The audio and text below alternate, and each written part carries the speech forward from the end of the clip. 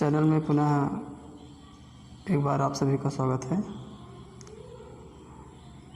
पिछली जो क्लास चली थी ये BEO विशेष के संबंध में समसामयिक घटनाएं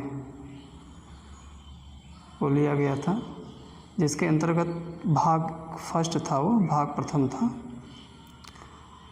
समसामयिक घटनाओं से जो क्वेश्चन आते हैं, जिस प्रकार से आते हैं, इसको बता दिया था।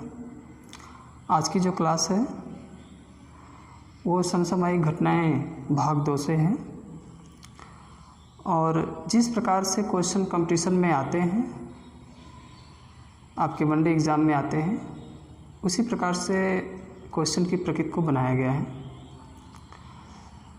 तो शुरुआत करते हैं। पहला क्वेश्चन जिस तरह से आता है, भारत सरकार ने एक अभियान चलाया है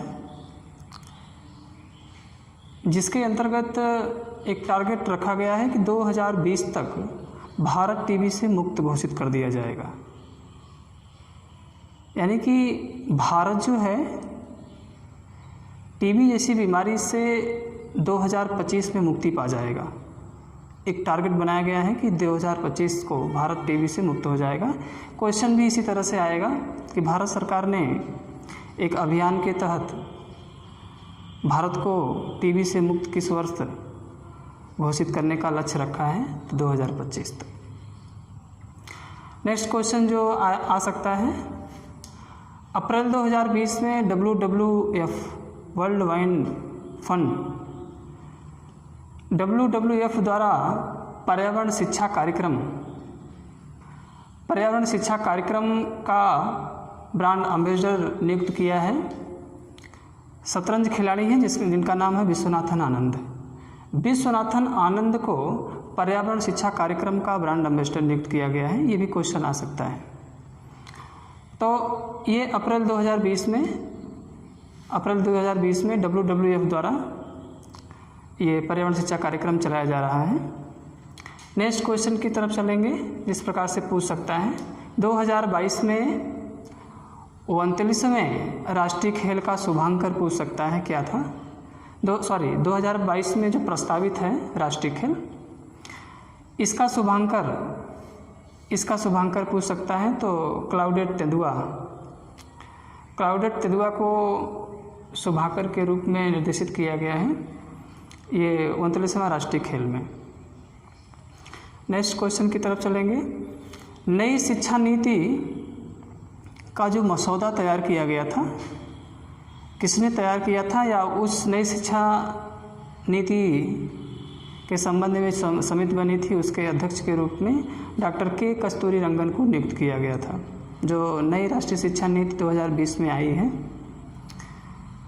तो 34 साल के बाद जो नई राष्ट्रीय शिक्षा नीति आई है, इसका मसौदा तैयार करने वाले कौन थे? डॉक्टर के कस्तूरीरंगन। ये क्वेश्चन आ सकता है। अगला क्वेश्चन किस प्रकार से आ सकता है, उड़ीसा और पश्चिम बंगाल राज्य में एक चक्रवाती तूफान आया था जिसका नाम था अम्फान। ये अम्फान जैसा चक्रवाती तूफान को पूछ सकता है कि किस राज्य में तबाही मचाया था, या कौन सा राज्य प्रभावित हुआ था।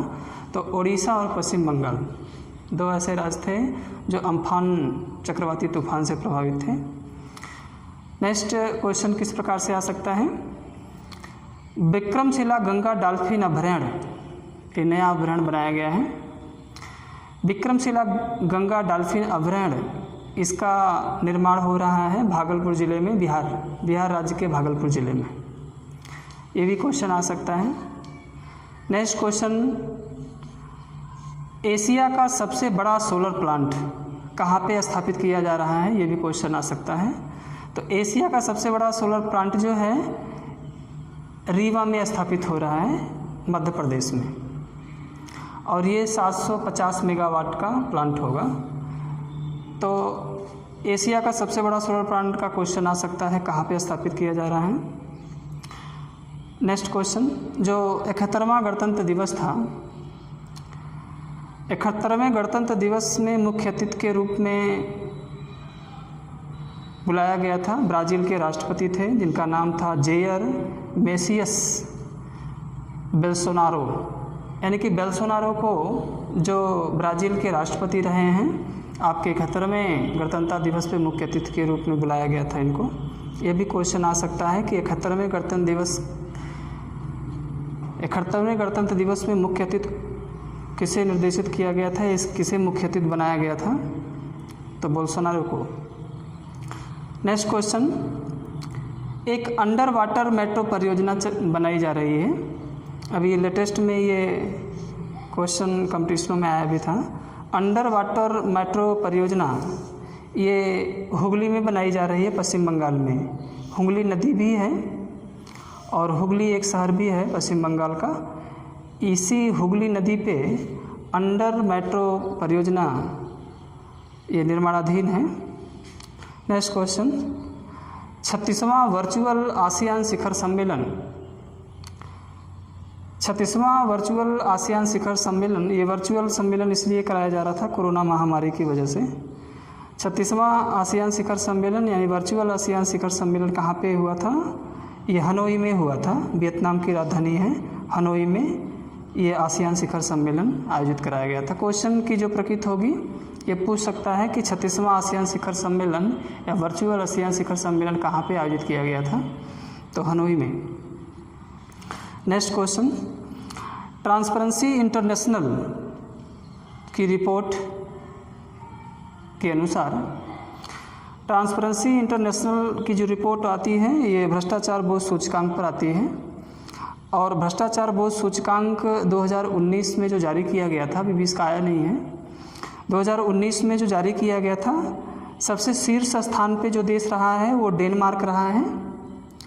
और सबसे निचले पायदान पे यानी सबसे भ्रष्ट देश की सूची में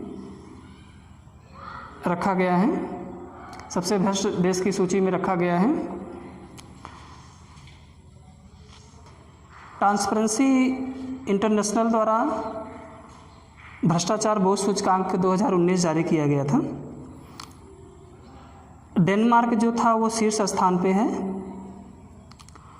और सोमालिया ये सबसे भ्रष्ट देशों की सूची में यानी निचले पायदान पे है। तो डेनमार्क ये शीर्ष स्थान पे है, ये भी क्वेश्चन आ सकता है। निचले पायदान पे या सबसे भ्रष्ट देशों में सोमालिया को रखा गया है। भ्रष्टाचार बोध सूचकांक 2019 में भारत का जो स्थान है वो 80वें स्थान पे है। 80वें स्थान पे भारत की स्थिति है। ये भी क्वेश्चन आ सकता है कि भ्रष्टाचार बोध सूचकांक 2019 के अनुसार भारत का स्थान पूछ सकता है, तो 80वें स्थान पे इस प्रकार का क्वेश्चन आता है। नेक्स्ट क्वेश्चन की तरफ बढ़ेंगे। विश्व अरबपतियों की सूची जारी की जाती है और फोर्ब्स पत्रिका द्वारा, या ये फोर्ब्स सूची 2020 के नाम से भी जानी जाती है। तो व्यावसायिक व्यक्तियों की एक तरह से सूची होती है जो अरबपति होते हैं विश्व के। तो विश्व के अरबपतियों की जो सूची जारी की गई है यानी फोर्ब्स सूची 2020 जो जारी की गई है, सबसे अमीर व्यक्ति में रखा गया है अमेजन प्रमुख हैं जिनका नाम है जेफ बेजोस। हाँ, जेफ बेजोस को यानी कि दुनिया में सबसे अमीर व्यक्ति में शुमार किया गया है। यानी कि फोर्ब्स पत्रिका ये पूछ सकता है फोर्ब्स सूची में विश्व के सबसे अमीर व्यक्ति कौन हैं? तो जेफ बेजोस अमेजन प्रमुख हैं। इस सूची में, फोर्ब्स सूची में सेकेंड स्थान पे रखा गया है माइक्रोसॉफ्ट के संस्थापक हैं बिल गेट्स को रखा गया है, ये दूसरे नंबर पे हैं। और इस सूची में भारत की जो स्थिति है, रिलायंस इंडस्ट्रीज़ के प्रमुख हैं जिनका नाम है मुकेश अंबानी को 13वें स्थान पे रखा गया है, यानी अरबपतियों की सूची में। ये भी क्वेश्चन आ सकता है। कभी कभी ये संस्था का नाम पूछता है, इसके प्रमुख भी पूछ देता है। तो अमीर व्यक्तियों की सूची में ये क्वेश्चन आ सकता है, इसको ध्यान से देखेंगे। नेक्स्ट क्वेश्चन की तरफ चलेंगे। ईरान देश की नई मुद्रा जारी हो गई है, यानी कि पुरानी मुद्रा को समाप्त कर दिया गया। नई मुद्रा नए नाम से जानी जाएगी, तोमान ये ईरान की नई मुद्रा है। ये भी क्वेश्चन बन सकता है, आ सकता है कि तोमान कहाँ की मुद्रा है या ईरान की नई मुद्रा का नाम पूछ सकता है क्या है। नेक्स्ट क्वेश्चन की तरफ चलेंगे। एक राष्ट्र एक राशन कार्ड, ये भारत सरकार का चलाया गया एक तरह से अभियान है कि एक राष्ट्र एक राशन कार्ड, इसको सबसे पहले जारी किया गया था उड़ीसा, सिक्किम और मिज़ोरम 3 राज्यों में जारी किया गया था, और अभी लेटेस्ट में तो 20 राज्यों में ये लागू कर दिया गया है, लेकिन शुरुआती में उड़ीसा, सिक्किम और मिज़ोरम में एक साथ इसका उद्घाटन किया गया था। ये पूछ सकता है कि एक राष्ट्र एक राशन कार्ड का प्रारंभ भारत के किस राज्य से शुरू किया गया था? उड़ीसा, सिक्किम, मिज़ोरम। ये तीनों को याद रखेंगे, विकल्प में कोई एक देगा। नेक्स्ट क्वेश्चन की तरफ।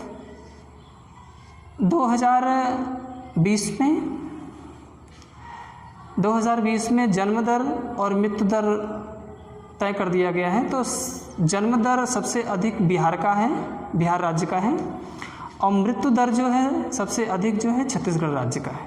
ये भी लेटेस्ट में क्वेश्चन आ सकता है। जन्म दर पूछ सकता है किस राज्य का है, बिहार का है, और मृत्यु दर जो है छत्तीसगढ़ का है। नेक्स्ट क्वेश्चन की तरफ चलेंगे। काशी, जिसे वाराणसी कहा जाता है, काशी में देश का पहला कौशल विश्वविद्यालय की स्थापना करी जा रही है। ये भी क्वेश्चन आ सकता है कि देश का पहला कौशल विश्वविद्यालय की स्थापना कहाँ करी जा रही है? तो काशी, वाराणसी में की जा रही है। ये भी क्वेश्चन बन सकता है, क्योंकि कौशल विकास में सरकार ज़्यादा से ज़्यादा बल दे रही है। नेक्स्ट क्वेश्चन की तरफ चलेंगे। कुशीनगर, जो उत्तर प्रदेश का ज़िला है एक, कुशीनगर, यहाँ पे अंतर्राष्ट्रीय हवाई अड्डे का निर्माण किया जा रहा है। ये भी क्वेश्चन पूछ सकता है, क्योंकि BEO में यूपी विशेष से ज़रूर क्वेश्चन आएगा।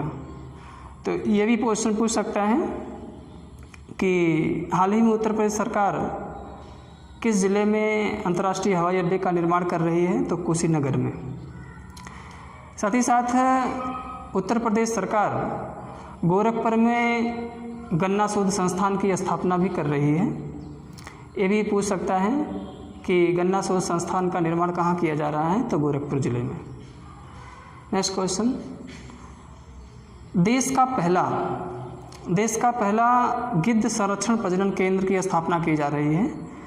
गिद्ध जो था ये विलुप्त प्रजातियों में इसकी गिनती होती है, यानी कि विलुप्त हो गया है।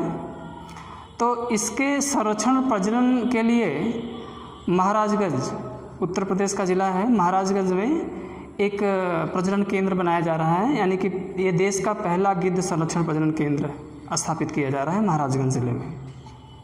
नेक्स्ट क्वेश्चन की तरफ चलेंगे। देश का पहला ग्रीन एयरपोर्ट की स्थापना कहाँ करी जा रही है? तो ग्रीन एयरपोर्ट की स्थापना नोएडा में की जा रही है। तो नोएडा उत्तर प्रदेश में है, तो देश का पहला ग्रीन एयरपोर्ट होगा। ये भी क्वेश्चन बन सकता है। अभी हाल ही में उत्तर प्रदेश सरकार ने घाघरा नदी का नाम बदल करके, घाघरा नदी का नाम परिवर्तित करके सरयू नदी कर दिया है। तो सरयू नदी यानी गंगा, घाघरा नदी का नाम चेंज करके सरयू नदी कर दिया गया है। तो ये भी क्वेश्चन बन सकता है। नेक्स्ट क्वेश्चन की तरफ अगला दिया है, प्रदेश का पहला गौ अभयारण्य। प्रदेश का पहला गौ अभयारण्य यानी उत्तर प्रदेश का पहला गौ अभयारण्य जो स्थापित किया जा रहा है वो मिर्ज़ापुर में स्थापित किया जा रहा है। मिर्ज़ापुर में, ये इम्पोर्टेंट क्वेश्चन है। अभी देश में गौ अभयारण्य की स्थापना नहीं कहीं करी गई है। तो उत्तर प्रदेश में देश का पहला गौ अभयारण्य स्थापित हो रहा है मिर्ज़ापुर ज़िले में। साथ ही साथ उत्तर प्रदेश का पहला खेल विश्वविद्यालय, उत्तर प्रदेश में पहला खेल विश्वविद्यालय की स्थापना लखनऊ में करी जा रही है। ये भी क्वेश्चन बन सकता है कि उत्तर प्रदेश सरकार किस ज़िले में खेल विश्वविद्यालय का निर्माण कर रही है? तो लखनऊ में। ये भी क्वेश्चन आ सकता है एग्जाम में। साथ ही साथ उत्तर प्रदेश सरकार में उत्तर प्रदेश में एक उद्यान स्थापित किया जा रहा है, अशफाक उल्लाह प्राणी उद्यान। अशफाक उल्लाह प्राणी उद्यान का जो निर्माण हो रहा है ये गोरखपुर में हो रहा है। तो ये भी क्वेश्चन लेटेस्ट में समसामयिक घटनाओं में से पूछ सकता है कि अशफाक उल्लाह प्राणी उद्यान कहाँ पे है या उत्तर प्रदेश के किस ज़िले में? तो गोरखपुर में है।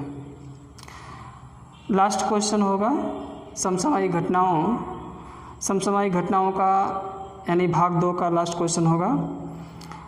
बॉलीवुड अभिनेत्री जिनका नाम है दिया मिर्ज़ा, दिया मिर्ज़ा को संयुक्त राष्ट्र पर्यावरण कार्यक्रम का सद्भावना का राजदूत नियुक्त किया गया है, यानी कि सद्भावना का राजदूत नियुक्त किया जाता है। ये प्रत्येक 2 वर्ष में बदलते रहते हैं। तो वर्तमान समय में यूएनओ ने अपने पर्यावरण कार्यक्रम में सद्भावना का दूत नियुक्त किया है दिया मिर्ज़ा को। ये क्वेश्चन लेटेस्ट में पूछ सकता है कि संयुक्त राष्ट्र संघ पर्यावरण कार्यक्रम के अंतर्गत किसे सद्भावना का राजदूत नियुक्त किया गया है, तो दिया मिर्ज़ा को नियुक्त किया गया है। तो क्वेश्चन की जो प्रकृति होती है, क्वेश्चन की प्रकृति किस प्रकार से क्वेश्चन आते हैं हमने बताया। जो साथी मेरे वीडियो देख रहे होंगे वो नोट्स बनाने का प्रयास करेंगे।